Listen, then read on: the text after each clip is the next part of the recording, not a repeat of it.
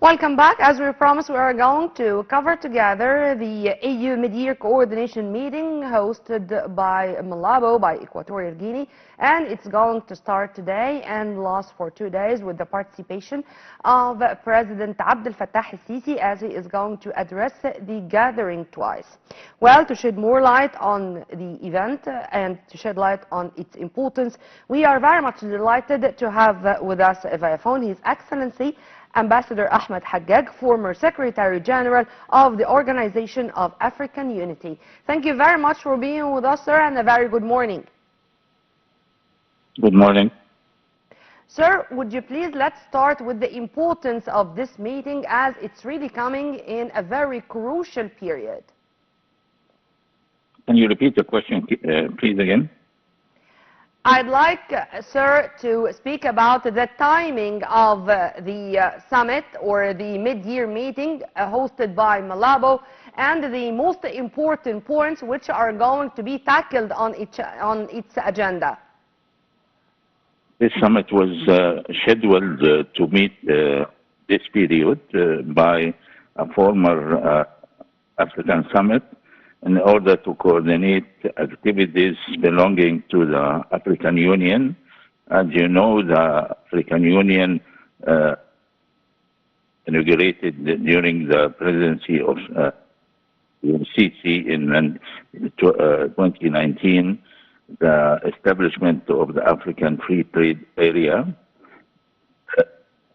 This has entered into operation, which will allow Africans to trade without or reduce the custom traffics, and also to reduce the barriers for flow of trade and services. So this is to organize how to deal between the center, which is the African Union, and regional economic groupings like ECOWAS in West Africa, COMESA in East Africa, SADC in South Africa, and so on. And sir, among the most important files is economic integration, and to take into consideration that now it's a must for all African states to work together to achieve this goal. If you want to elaborate on that. Yeah, this is in the process of implementing the African Free Trade Area, which is the backbone of African trade at present. Africa has embarked on several initiatives for establishing free trade in the continent. Some of them have limited success. So this is the experience which is Africa determined to make it succeed in increasing African trade. Now, for instance, Egypt is exporting almost $8 billion of goods to different parts of Africa.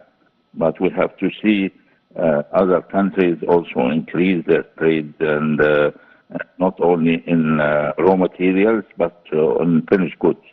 Yeah. Egypt is Egypt is enjoying the chairmanship of NEPAD and also the Capability Committee, and so President Abdel Fattah el-Sisi is going to address the gathering wearing the two hats. How do you see the Egyptian efforts exerted on the ground to make sure that it's the chairmanship of those two entities in specific is going to be for the best interest of the African states?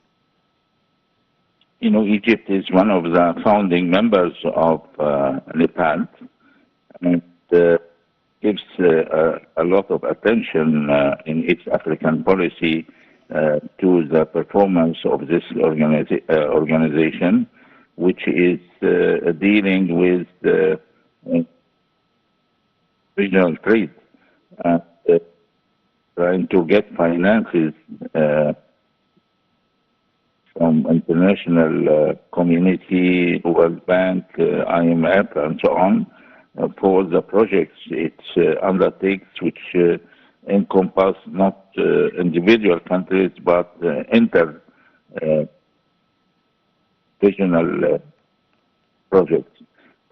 So President Sisi, in his capacity as the chairman of the steering committee of the NEPAD, will give a report about the performance of this organization in the last period. And to guarantee the funds or the financing a number of mega projects in different African countries to make sure that the development process or achieving the goals of sustainable development is a process going on the ground. If you want to elaborate on that, sir. Yeah, this is what I was trying to emphasize, that NEPAD is trying to enhance regional projects in order to make sustainable development in the African continent as a whole. So it is a very important organization which is doing a lot of services